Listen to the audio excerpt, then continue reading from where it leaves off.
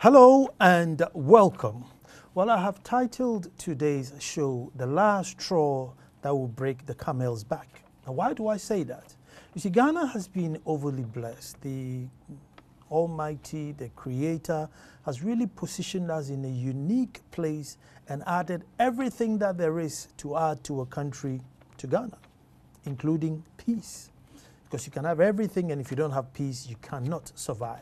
But we have everything, including peace. You see, Ebola hit the whole of our, West Africa, and in some of our neighboring countries went through a hard time. We survived it. Malaria comes and goes, but we stay strong. Civil wars and political strifes have gone all over the countries that surround us, but we come out clean. We've gone through high-tension elections, but we come out unscathed, and life goes on as usual. And then sometimes you sit back and say, you know what, Ghana is almost indestructible. We are beyond coup d'etats, we are beyond civil wars, we are beyond epidemics. However, there's this last straw that within me and within any well-meaning Ghanaians know that if this straw is placed on the camel's back, it will break it. And what is that? The destruction of our environment.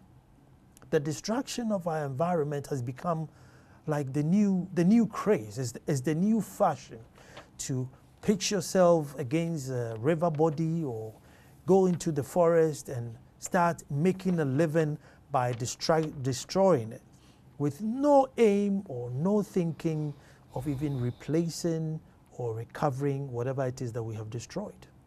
It has gotten to a stage where I don't know whether it's reversible or whether we can stop it. But it's one of those things that would need a revolution.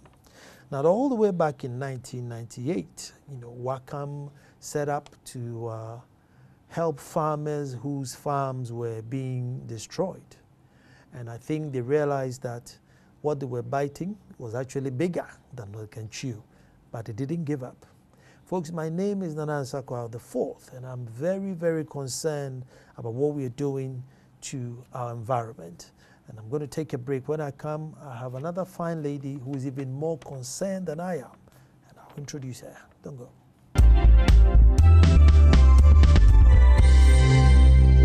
Well, thank you very much for staying with me in studio as Mrs. Hannah Owusu-Kranting, Associate Executive Director for WACAM. Auntie Hannah, you're welcome. Thank you for having me here. Thank you too. And environment. But I want to go back to, a little back to 1998 when WACAM was set up. I mean, did you anticipate what is happening today and what made you set up the WACAM Association then?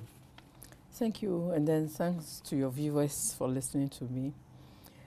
Well, in 1998, I was a pretty young woman and working in the Ministry of Food and Agriculture as a subject matter specialist in charge of women and the youth. Okay. And I was stationed in the western region of Ghana, Takwa. And my husband was also then working with the Ministry of Food and Agriculture in the Policy Planning, Monitoring and Evaluation Department. Mm. So we saw mining coming, surface mining coming, because of the nature of our work and the field work that we were involved in. Going to the farms, we saw farmers complaining that people were just cutting trenches in their farms, and they did not seem to understand what was happening at the time. And so our investigation pointed to the fact that we were beginning surface mining, and that was in the 1992s, before the full-blown surface mining came to being. And so prior to that, it was more the underground mining? It was underground, and there was no competition for farmers, so then our work was not jeopardized in any way. Okay. But then when surface mining started coming, the problems became more, especially for the farmers. So as young people who had the opportunity of education because of farmers' contribution, we decided to come together, about 10 of us, to see what we could be doing to support the farmers' claims. And as you said, we thought we're fighting for farmers who were losing their lands, not knowing that within our districts, there were 8 multinational mining companies operating in the Western West district. And so our investigation indicated that about 70% of the land had been given away as concessions for these mining companies. And the remaining population had to live with the 30%. And there were farms that were taken over without compensation at all. We saw water bodies beginning to be polluted by the activities of such companies. And then we saw human rights violations. I mean, the civil political rights violations. When farmers complained, it was, you can go to hell, because there was nobody defending them then. And then there was no compensation regime, and the farmers were becoming more vulnerable.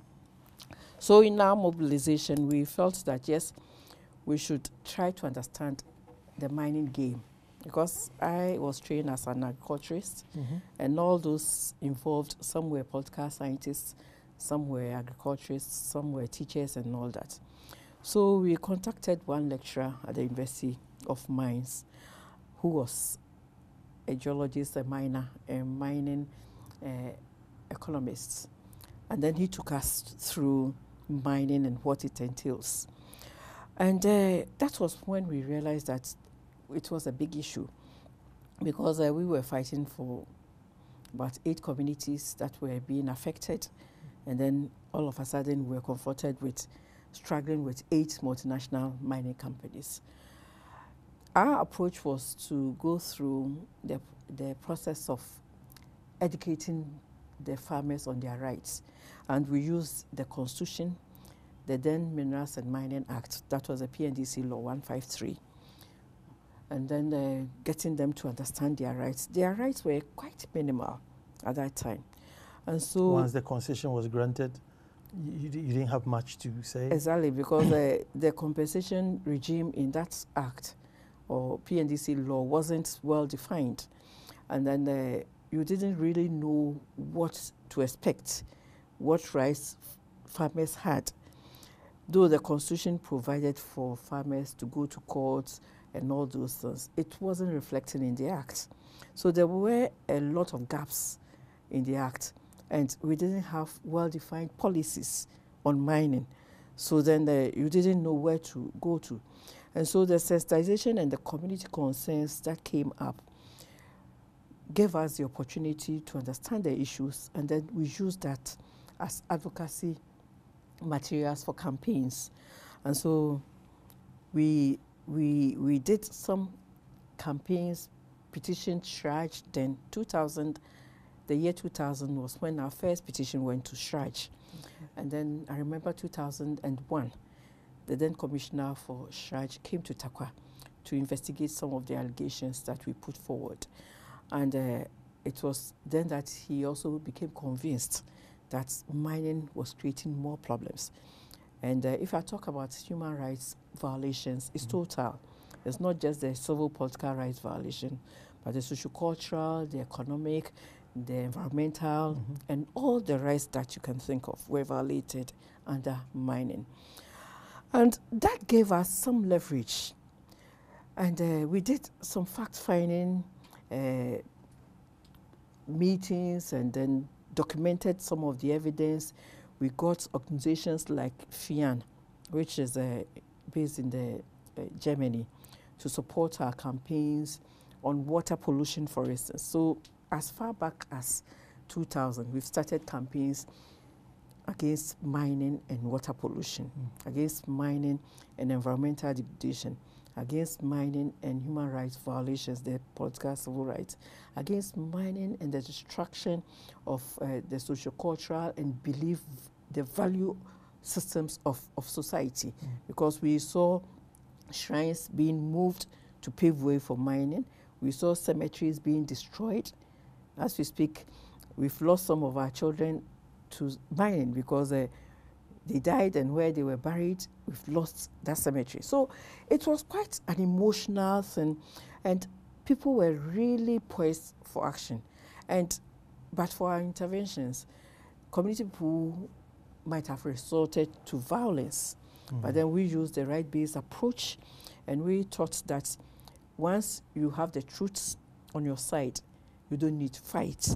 And we were able to convince these aggrieved farmers that they don't have to resort to violence, because learning from Nigeria and the nearby countries, if we resorted to violence, then we didn't have guns. So then it meant paving the way for the destructor to destroy whatever you had. And that was how we began.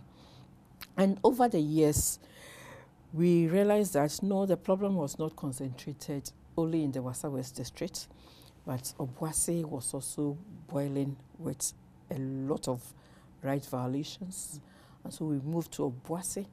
And then later on, we recognized that the Ahafo, in the Brong Ahafo region, was also having problems when Newmont, before Newmont, there were other mining companies that located there, and then all kinds of conflicts were emerging. So we moved to Ahafo.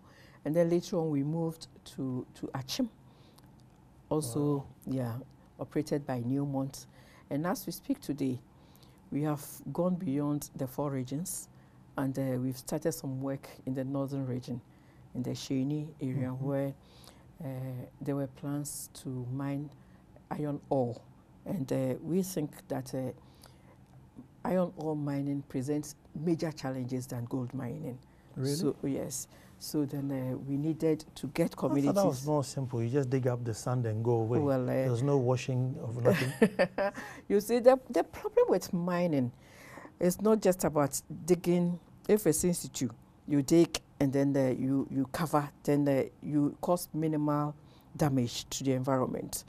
But this kind of mining, the strip mining, where you strip the surface of any vegetative material, where you cut through mountains, where you dump wastes into valleys, where you site your pits on waterheads, where you blast using toxic chemicals, where you extract your gold using cyanide, where when you dig up... I'm thinking with iron ore. Yes. I don't know too much about iron ore, but my naive tells me that with iron ore, you just dig up the sand and go and boil it, and then you separate your iron from... Well, it's still mining, and then if you know the Sheni area, we have this beautiful mountain, which is on the border of Togo and Ghana. And that's where, if the mining happens, it's going to... They want to clear that mountain? Yes, that mountain will go. I know that the northern and the savannah zone is quite volatile in terms of the environmental stability. So if you have some of these environmental monuments and you destroy them, it's going to distort the whole micro-environment in the area. And you know, many of the people there do not have options beyond farming. And so that is also going to be affected. And if you know iron ore mining, it's a major polluter of water bodies. Yes. And once, as I was saying, once you dig up the soil, you see some of the heavy metals are embedded in the soil earth crusts, and they are stable once they are there. Once you dig them up, and then you expose them to the atmospheric pressures, they trigger the acid mine drainage. You have a lot of participants in the air because of the dusts. And then you also have a lot of erosion. And my concern is more on the acid mine drainage. You see... Which means what? Acid mine drainage so is... as it rains, the chemicals will then... Yes, if you have soils that contain sulfides, the ions and all that, those that can form acid. And then you expose them to the atmosphere. And then you have water, you have sunlight, you have oxygen. They begin the formation of acids. And once they begin, it's very difficult to control it. So it goes on almost in perpetuity, except when you want to develop other mechanisms of addressing the problem, which becomes more expensive. So the cost-effective manner of mining these days is that just dig up the soil, dump the rock waste, and then leave it to rot. And once you begin and then you extract, and then you leave the holes in the ground, and then all these waters collect in the holes, and then the acids begins to form. They spill over to the good soils and then destroy the nutrients in these soils. See, but one would say, I mean, we are making money out of mining, so maybe that's the price of what we are making as a nation. You see, that's the perception that mining is money. It's money only when you externalize the costs of your operations. For instance, when you dump the rock waste on productive lands that can support agriculture.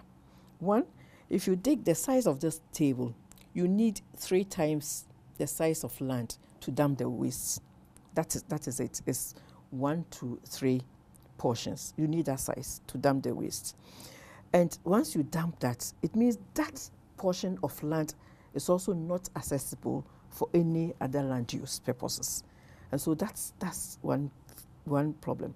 Then the other thing has to do with the leaching, the seepages of the metals that are embedded in the earth crust, which has now become exposed. And as you dig, and you need to blast. And in blasting, companies use all kinds of chemicals.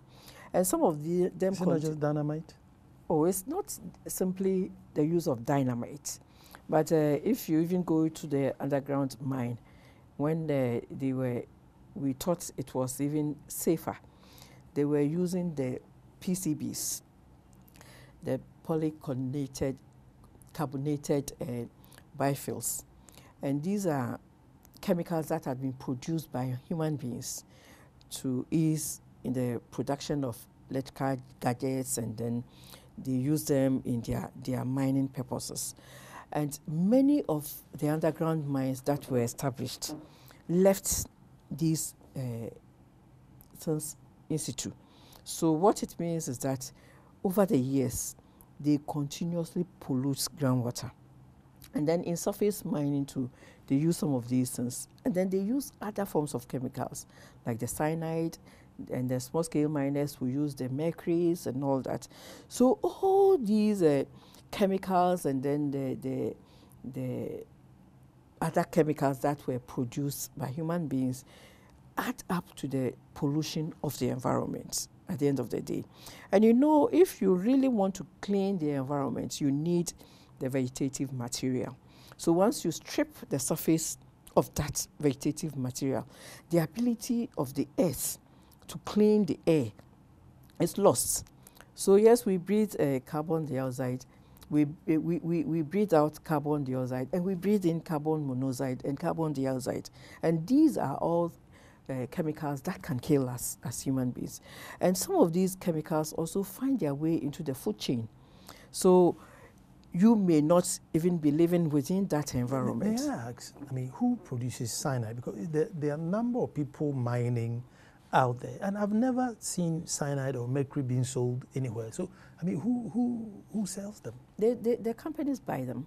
They know the sources that produce them, and they buy them. And mercury, as I know, is not a chemical that's supposed to be used in mining. But then the question that one would ask is that what happened to the backstock before the 1989 when it was banned in the country? What happened? So it's an illegal substance? It was a legal substance. Okay. Until now it's become illegal. But then what happened to the backstock, which was being used by companies then? So all these questions have not been answered. And we are talking about continuously polluting the environment with the operations of companies. So it's a web, a whole complex web that is now getting out of hand, because I believe strongly that there was a lack of political will. Now, if you say a web, you see, we are also under the notion that, I mean, it's the locals who are going in the water and they are the ones causing the problems, but the big boys are complying and therefore they are okay. But now you are now webbing, which means it goes beyond the locals. Yeah, so I don't normally want to talk about small-scale mining or large-scale mining or galamsey operators or formalized operators, illegal operators. I talk about irresponsible mining. You could be illegal, you could be formal, you could be large, but then your activities could make you irresponsible. For instance, we've had situations in the formalized companies where in 2001 there was a spillage in the goldfields, Abekwasi, and then we decided to track the spillages from cyanide, and those that were officially recorded, we got 9 as of 2005. 9 cyanide spillage, and later on, as in spilling into the water? Yes, into the environment. And 2009, Newmont also spilled. So we keep on. To the layman, when you say spill, what quantum are you spilling? Okay. You see, we have in the processing of the ore, they dig, and because the gold is attached to other chemicals or other metals, they spray the ore with cyanide solution. So the gold becomes disassociated from the other metals, and it becomes easier to extract the gold. So but cyanide is very poisonous. It's poisonous. So when they finish, they have to contain the waste generated from the extraction of the ore. And so they develop a facility to contain that. But because of poor monitoring and because companies would want to maximize profits, the facility that they construct give way from time to time when it rains. And once that happens, the solution spills over into the environment. They have a control pond, environmental control pond, which is supposed to contain that.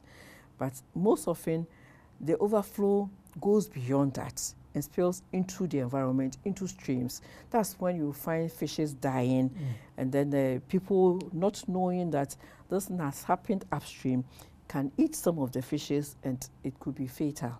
So if they were to mine responsibly, there shouldn't be the spillage. If you argue like that, the companies tell you that, oh, cyanide is expensive, so we would not deliberately spill. But then you can also contain it if you construct the facility very well. But ironically, it never spills in the countries they come from. No, not much. I remember that one of the companies, Newmont, spilled cyanide outside Africa. And the cleanup cost alone was so huge, And there were a lot of litigation against the company for spilling cyanide. And you remember when BP spilled oil some time ago? Yeah, millions. The cost of cleaning alone was huge. So if you have regulators who are up to the task and they have the logistics to work, then we can be sure that at least we'll minimize some of these environmental accidents. But then if regulation is weak, the companies do not feel obliged to construct facilities that will contain toxic material, and then they spill into the environment. And that becomes a legacy problem for us, because once the cyanide enters the water bodies, they remain cyanide in the naked form for 2 days. They are photodegradable, but then they form other compounds, the cyanates and all that, and those ones are absorbed by fishes. If you have plant materials along the banks, they absorb them, and that's how they enter the food chain. And so you may not know that the fish that you are eating is coming from somewhere that's had cyanide spillage. And so you enjoy your banku and then your tilapia, and then you are building this toxic material in your system. It's a bank, you know. They get stored in the kidneys and other organs. And then you add on. One day you walk and then you fall and then you die, and then some witch some witch is to be blamed. some witch is to blame. Yeah. I mean, I know Wacom has done lots of research with regards to metals in water. So if you're talking about spillage, then you're asking, what's the heavy metal levels in our waters now? Okay.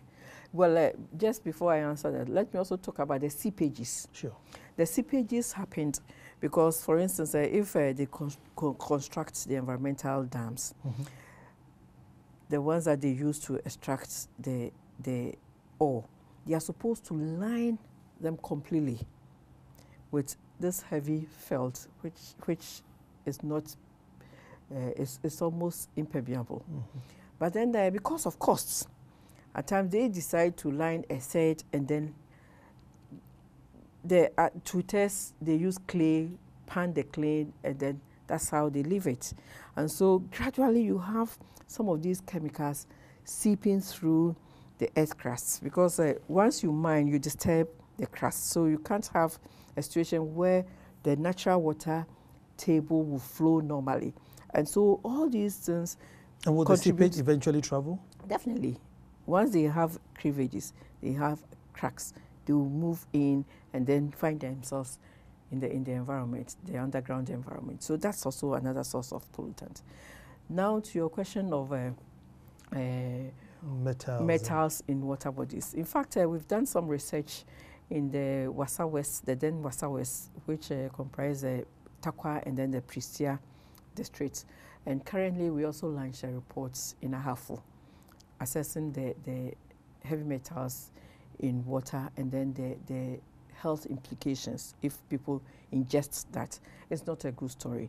We have the cadmium, we have the arsenic, we have manganese, we have iron, all present in water bodies that we sampled. In fact, the Takwa area, all the water bodies that we sampled, 114 water forms, well water, rainwater, what have you, they all have contaminants in them. All of them. And the research pointed to the fact that 8 out of every 100 adults who have lived in that environment and is around the age of 70 is prone to cancer. And then if you have children being affected by manganese and all that, it slows down their brains, and they tend to be a bit stupid. So all these things are happening in the communities, and the story wasn't different in Ahafo. And so, yes, we have them in our water systems, we have them in the environment, and because of the acid mine drainage, which I explained, if you are not careful, you still have them not only in the solid environment, but then you have the acid rains and all that. How much can chiefs help in this fight? Because recently now, chiefs have been a very sensitive subject to talk about chiefs, but as the environment is nearing its peak, now you can hear from the grapevine, ahemfono. How much could they help? Is it bigger than chiefs, or they could have played a part? You see, as a state, we need to really engage in a debate on mining, environment, and all that. Not only mining and environment, but our general sanitation, but mining in particular because of the magnitude of the problem. In fact, some researchers are saying that the problems that mining present to the environment is second to global warming. So it's huge. The chiefs technically are not supposed to grant mining licenses. It is the president. And if the president is not available, it's the Minister of Lands and Natural Resources who will act on behalf of the president to grant mining rights. And so even if we discover gold under this building, it's not for you. And you cannot grant anybody the right to mine. So if chiefs are involved in illegal mining, they are just like any citizen. But can the chief say, no, I mean, this is my land and I don't want you to come and mine on it? Okay, so now that's a different... yes, every citizen has a right, but because people do not know about their rights, they assume that once the president grants the right to mine, it's automatic. It's automatic. It's not. Now, Ghana has signed on to many protocols at the international level, at AU level, at ECOWAS level. And in Ghana, we have gazetted our ECOWAS directives on the guiding principles and policies in the mining sector, which also includes oil and gas. And as part of the protocol, we have what we call the free, prior, and informed consent. Mm-hmm. What it means is that, yes, the mineral is owned by the state, but if you have a piece of land, either you are the owner or you are the lawful occupier of the land, any company that wants to mine will have to come to you, explain to you the benefits that you can derive from his activity, the effects of his activity or her activity on your life, on your environment and all. And then based on that information, it's free. So there shouldn't be any coercion at all. There should be no extortion from you in terms of money. Mm-hmm. Informed meaning providing you with all the information, both positive and negative. And then prior meaning that you are giving the information before you grant your consent. So I mean, what if you're not happy with the explanation? So you say no. And even before that became operationalized, now it's part of our policy of mining. The free, prior, informed consent is part of our policy on mining. But even before that, our environmental impact assessment had a provision of no to investment if you think the cost of the investment outweighs the benefits that you derive from it.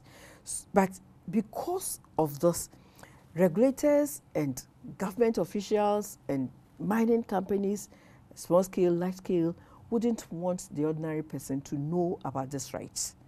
So once you don't know, you assume that, oh, if I bring this paper as coming from government, that I have a right over this land, it's automatic. But it's not. And after all this, if for any reason the mining rights holder lies about anything to you, and you grant that consent, once it comes out, you have a right to withhold that consent at any stage of the investment. So it's a very powerful tool, which citizens should know and then understand, and then government helping all of us to operationalize. So if the gold is under your land, you have to give the final consent that, yes, go through my land for it. Yes. If I feel the deal is not right for me, forget it. Forget it. That is the new era we are in. And the company can't seek any legal something to come Well, in? so that's why it's free, prior. So you do that even before exploration. Formerly, what was happening was that they go for the exploratory license, and then they come and explore, and then they say, oh, we've invested in the land, so if I'm not given the right to mine, then I've lost money. So there's a judgment debts and what have you. They were threatening government with some of these things. Now you have a responsibility to trigger the free, prior, and informed consent before exploration. So you have no excuse at all. And even along the line, if I discover that you lied about the effects on my life, on my environment, I have a right to withdraw that consent that I have given to you. So it's a very powerful tool. And I think if we need really to address the environmental problems that we are confronted, in fact, we are engulfed in it. So you suddenly come to your cocoa farm and somebody has an excavator on there. You have the right to sack them. Oh, you have every right to sack the person. You have every right to take the person to court. You have every right to cultivate your land. And it has happened in Ghana. If you go to Donkrong Kwanta, for instance, a company wanted to go there for mining. Initially, they said, okay, we are okay with it. And then they had education and realized that, no, mining has not been beneficial. And they said, no, we don't want it. We want to remain farmers. And they are farmers. They are farming.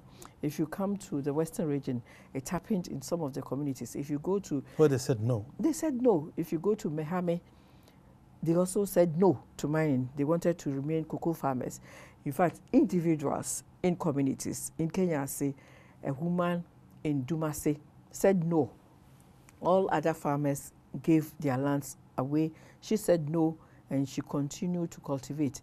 The company destroyed one oil palm tree, and it was hell for the company. And her farm is there. She's still cultivating the land. So you see, we have these rights, but then getting people to know that, yes, you have that right has become a challenge.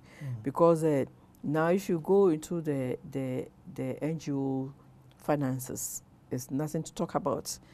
Then the government is not really willing to get this information across to the citizens. You know, it pays to govern over ignorant people, because then they don't make a lot of demands on you. But if you really are a democratic government, then you need to open up the space for people to really participate. Because if you're talking about development, it's all about participation. And every individual has a stake in development. So if really mining is a development option, which I don't believe, because if you look at the returns from mining, in 2014, Ghana Extractive Industry Transparency Reports, it showed that mining gave us 0.8% as contribution to GDP. Not even 1%? No, not 1%, 0.8%.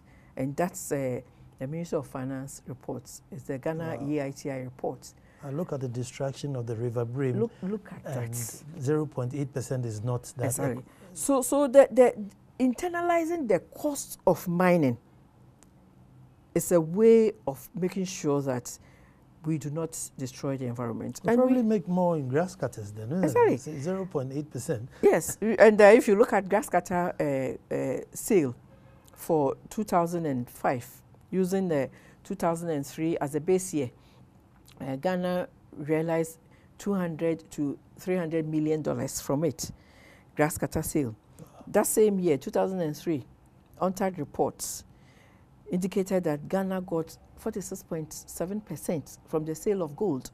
So it's about a fifth of what we get when we destroy or we take a portion of just one parameter from the forest. So it doesn't add up. It doesn't make economic sense. It doesn't make environmental sense to destroy the environment.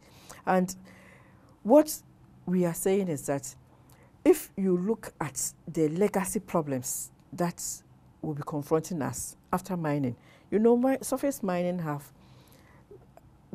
all the mines would have a lifespan after 20 years, after 10 years, after 15 years. If the gold is no longer there, they pack and leave us. But then they are going to leave us with all the legacy problems. And is it the 0.8% that we are going to address the legacy problems? It doesn't work. The argument put across is that once they post bonds, you could use the money to address the problems. No, it doesn't work, because in the United States, they posted bonds and government had to subsidize to the tune of $12 billion annually to clean the environmental. Hey, annually? Yes, to clean the environmental cost.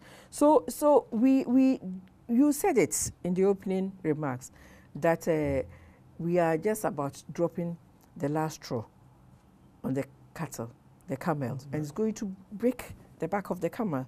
And so as a state, we need to be serious about the environment. I remember last year there was this huge cry about water shortage. Densu cannot be processed because of the levels and that the pollutants in them. This year we are crying. Last 4 years we cried. And are we going to continuously cry every year because water is polluted? Let me take a break now, and when I come back, we'll find out how long we're going to cry. Generally, Ghanaians are not very angry people. Is this really going to get our backs up and go out there just as we demonstrate up and down for our political lineages and political parties? Are we going to get out there and fight for the environment? We'll live to see. Don't go. I'm coming. Well, thank you very much for staying. I'm talking to Mrs. Hannah Owusu Granting, who is the Associate Executive Director for WACAM, and indeed they have been fighting for our dear environment for a long time before it became headline news. They were fighting for it. And there's a story on here which is on the internet, and it says civil society group championing campaigns. Now, WACAM predicts emergence of galamsey cartels, and the story reads that civil society group championing campaigns against illegal mining, WACAM, has predicted the emergence of dangerous illegal mining cartels in the country if government fails to swiftly act against galamsey activities. According to WACAM, some illegal mining groups are putting their resources together to violently resist any group, including government, that attempts to clamp down on their activities. For real? Go down to the communities. And you see, at times it's very dangerous working in some of these communities where you have galamsey operators. And they feel so confident. They feel so powerful. And they boast about the power behind them. Wow.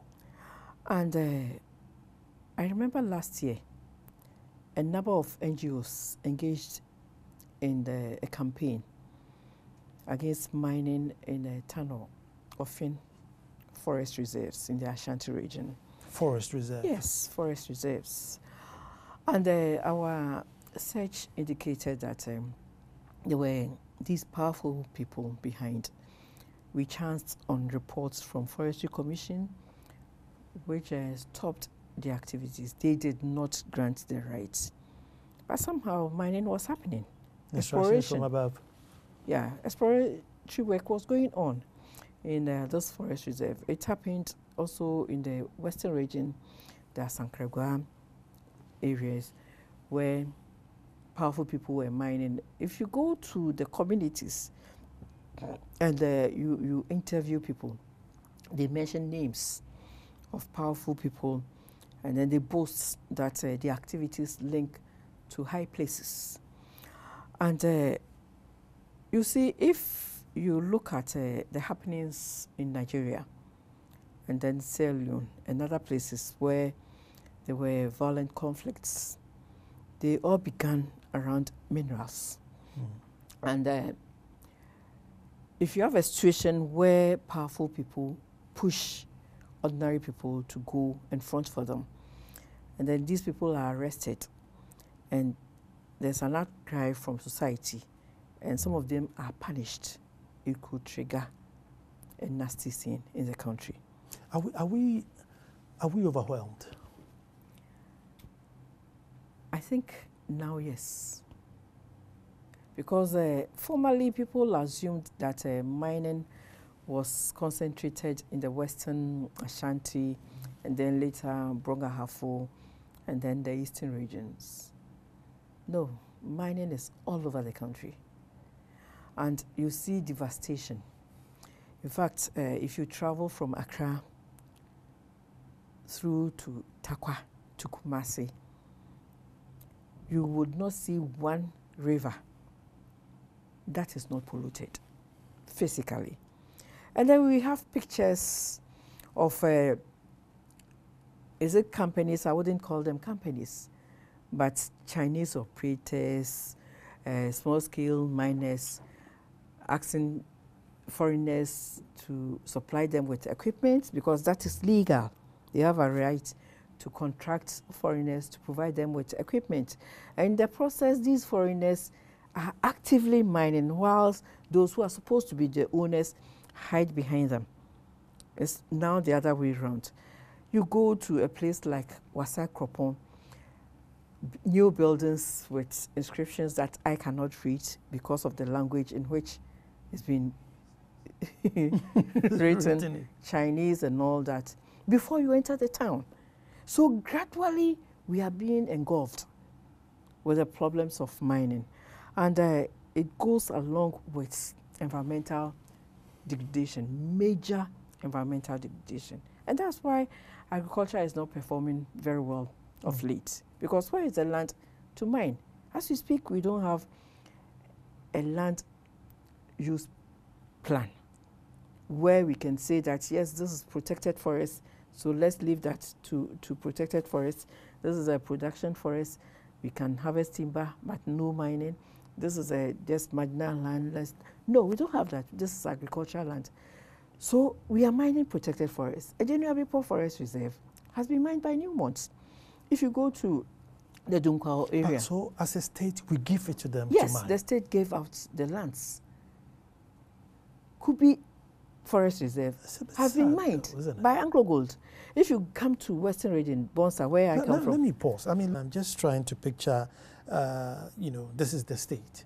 So you come in and say, look, I'm a mine and I've seen a forest reserve in Offenso, and I want to go and prospect to see if there's gold in it. And the state says, oh yeah, it's fine, go and see. If there's gold, come and I'll give you license to go and destroy the forest and take the gold. I don't know. Is that how it works, or there's something more technical to it? I'm talking about legal mining companies mining in protected forests in Ghana. I mean, so they've been granted permission by the state? Yes, and some have finished mining already, and others are still mining. You see, so it's a whole irresponsibility of the state. The state shaking its responsibility of protecting citizens and protecting properties of this country. Excuse my harsh language, but there's no other way of describing the situation but to say that the state has acted irresponsibly. And that is why many people are encouraged to go into irresponsible mining. So if the state is not able to regulate the formalized entities, corporate bodies, how can the state regularize illegal operations where these activities happen at the blind side of the state?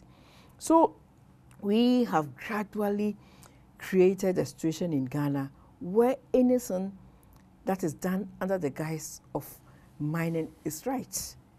And this is the situation we are confronted with as a state. And that's why I'm saying that we need to go back. We normally ask this question when we are sensitizing communities. Who are we? And where do we come from? It's a very simple question, but then it can take a whole day to do this analysis. Who are we? Where do we come from? Where do we want to go as a state? If we are not able to answer these simple questions, and then we keep on just touching and then creating the impression that we are on top of issues, we are going to crash as a state. And so I think that we need to do a lot of rethinking and then do this cost-benefit analysis, which government is always pushing aside, pretending that we don't have the experts to do that. Can you imagine this? You ask government officials and they tell you that, oh, you see, we know we have to do that, but then we don't have the manpower to do it. It's neither here nor there. Because in our own small way, we can do simple cost-benefit analysis of situations. If I'm a farmer, how much am I realizing from the land a year or a day? So if I allow mining and I'm paid this amount of compensation, does that add up to what I'm losing? What about my status as a Ghanaian in society? If I'm a cocoa farmer, at least I qualify for scholarship for my children. I qualify for loans because I can use the farm as a collateral.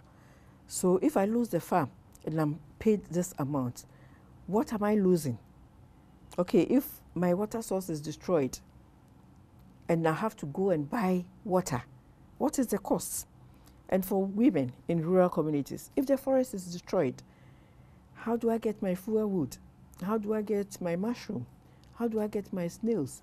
How do I supplement the diet of my family?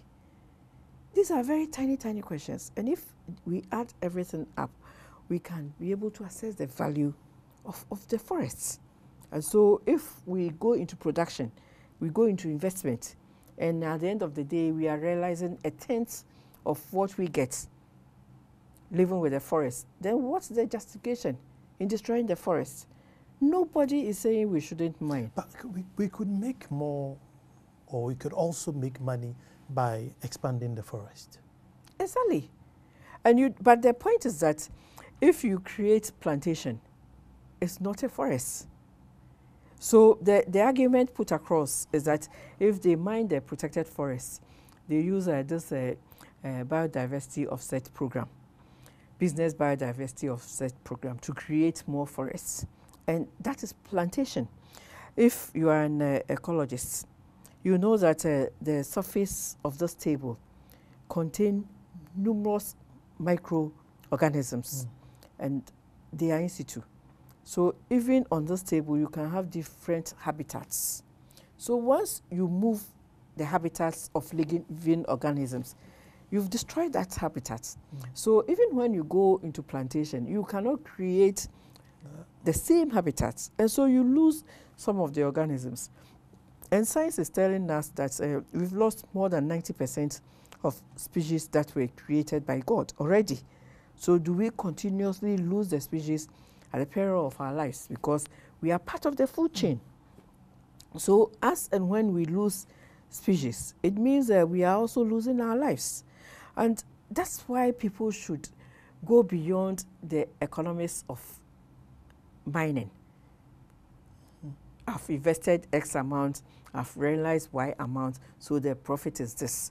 But then the intangibles, what goes into that to make us human beings? And that is what makes us different from animals.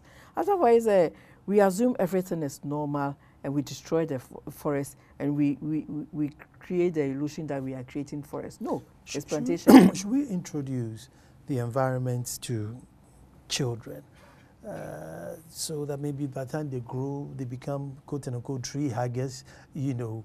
I mean, then again, then you have the other side where, you know, if you're going to tell somebody to protect a river, you know, there's a fine line between, hey, you know, why are you, you know, treating the river with so much respect? You know, calling it a he and a she, and hold on. Oh, okay. So in the olden days, when maybe our parents, our grandparents were not, I wouldn't say they were ignorant about the benefits, but then I think they were not eager to explain many things to children. Maybe they assumed that we may not understand what they were saying. Created a whole lot of myths around some of these natural physical environments. But I think as a people, and we've already made this recommendation to the minister, that introducing environmental awareness in the curriculum from KG, in fact from nursery, is important. If we talk about the environment, it's not only limited to the mining activities, but our own immediate environment. And I'm a Presbyterian, so I know that as for us, your immediate environment should reflect your inner being. And so we are trying to even plant flowers, irrespective of where we are living. If you are living in this room, you still plant. You should be in touch with nature. And this is a part of our value orientation as a people. In fact, Ghanaians, we live with nature. We are part of nature. And that's why in our constitution, we can't lay claims on the land that we survive on. It's not for you, it's not for me, it's for all of us. It's for the dead, the living, and then yet to be born. So if you have this value orientation from the beginning, people will respect nature. They will not fear nature as nature destroying them or anything. As for nature, yes, if you go against the laws of nature, nature will deal with you. Yeah, that one is a law of nature. So if you destroy, nature will deal with you. But then people should have respect for nature, and then recognition that... But that's where, you know, we have a conflict, because respect for nature is basically either worshipping nature or doing something which is not necessarily Christ-like, and that's been a major conflict. Oh, I respect you, but I don't worship you. Yes. I respect you as a human being. But if you respect me the river, that's a different thing. As a human being. And you see, it's this notion that I did some presentations to some religious bodies. I work with some of them. And you go through the Bible, there are a number of pointers to the fact that we are mere stewards of God's handiworks. And so we need to respect and protect God's creation. So what we are respecting is not something that is a non-living something, but it's something that God created for us and for our benefit and as part of his creation. And we human beings fall into that category. So we respect nature not to worship nature, but then we respect nature and make sure that even the fly has a role to play to maintain the equilibrium of environment. Could it be the way we put it? I remember I was, having a stroll around the Volta Lake. Yeah. And then when we got there, my branch, and he said, Nana, that's the male. I said, what do you mean is the male? I said, the river, that's the male. When he fails to this point, it's the male. And it's not, so it's not scary. But when it goes to that point, it's the female, and you dare not step in it because it will take you away. In Cree, they personifies, where the Bemano.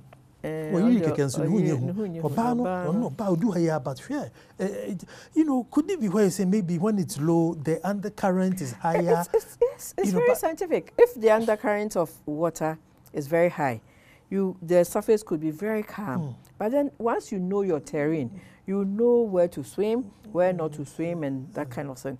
And normally you see children swimming in very deep waters. You think, because they are children, you can fall in and you sink.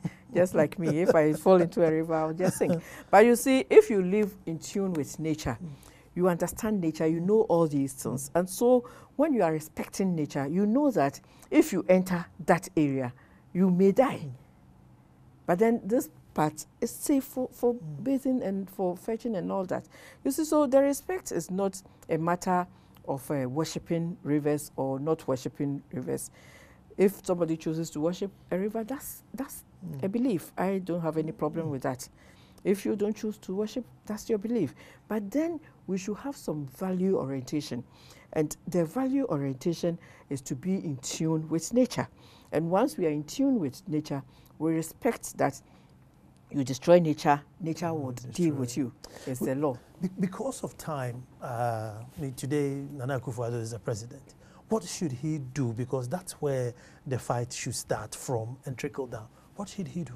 Well, so far I'm a bit encouraged because within the first 3 months we've had a forum to discuss mining and the problems that it's creating. Ideas are floating around.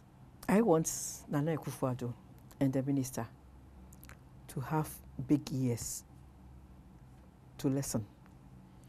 But the perpetrators will be amongst them. Well, brothers yes, and so that's why I'm colleagues. saying this, that they should have big ears to listen, especially to the voices that are silent.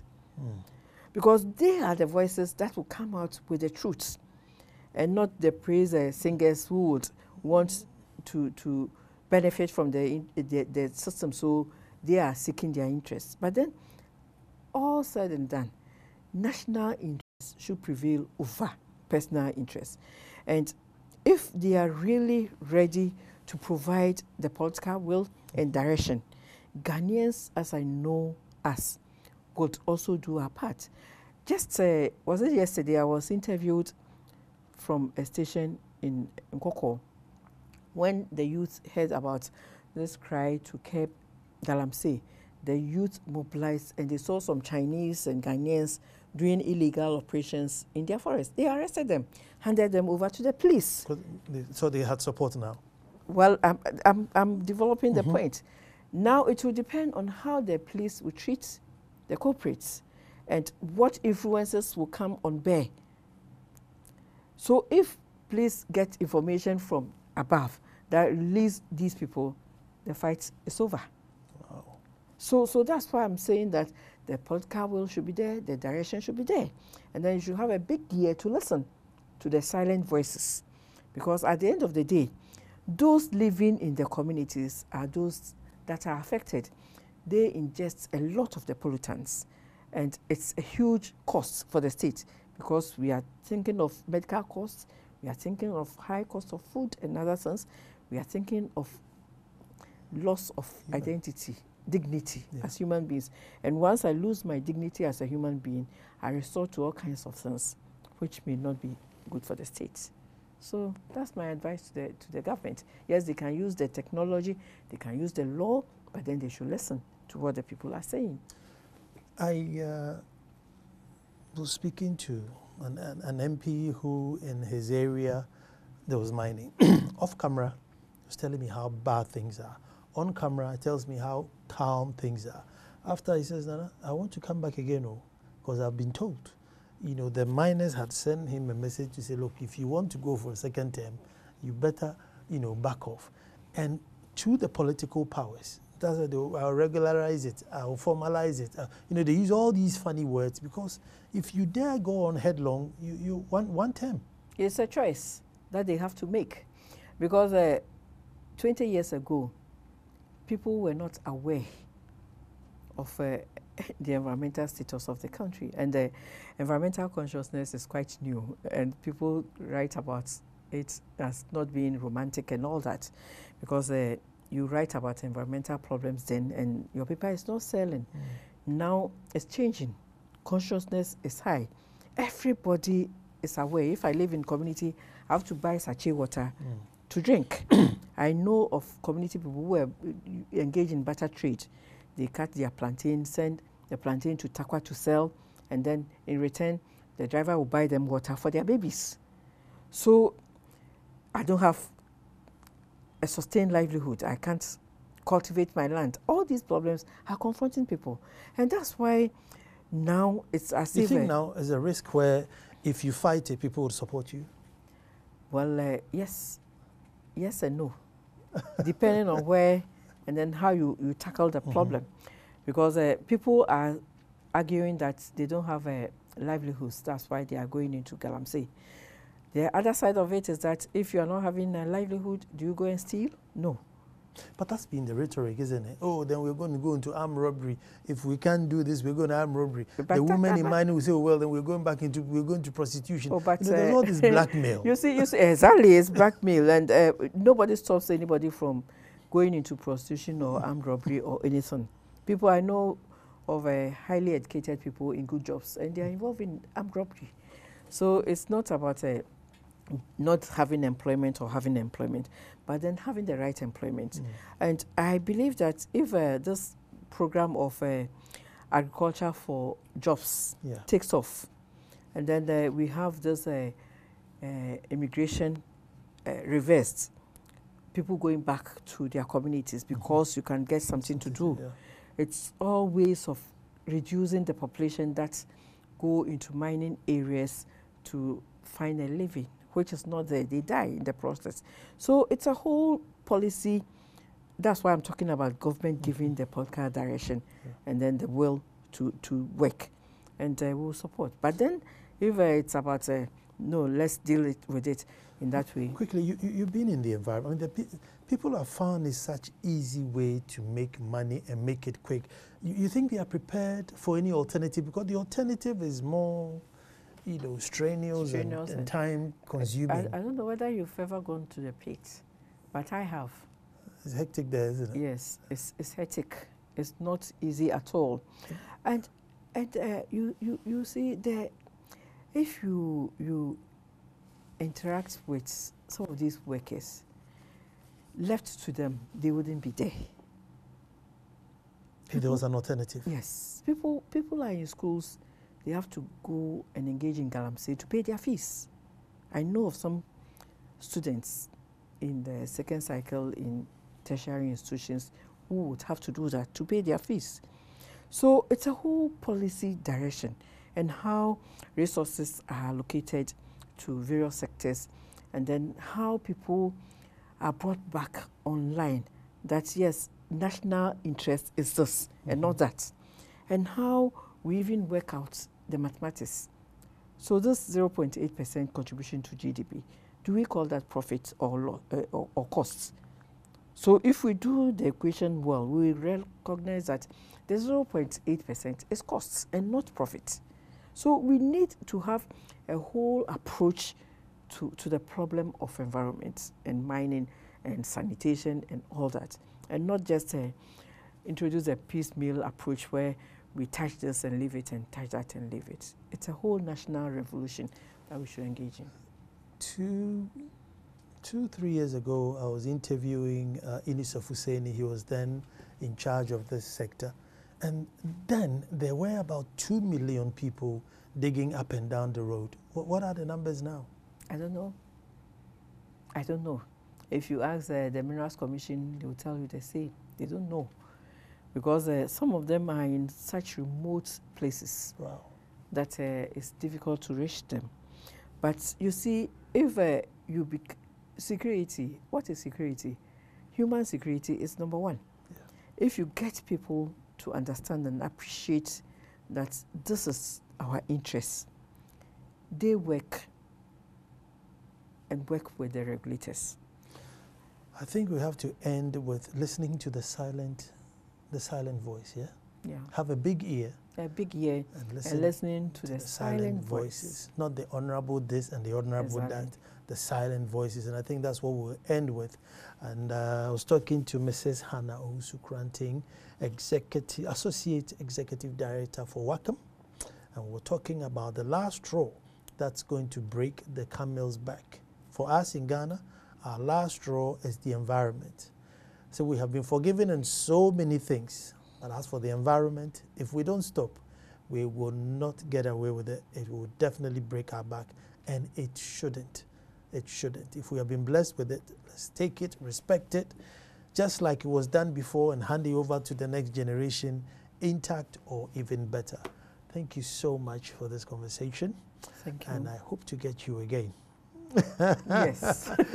For further conversation, because the next time I get here, I want to find out how it is that we can make people realize and fall in love with the environment again. My name is Anan Sakwao. This has been PM Express. Thank you very much for watching.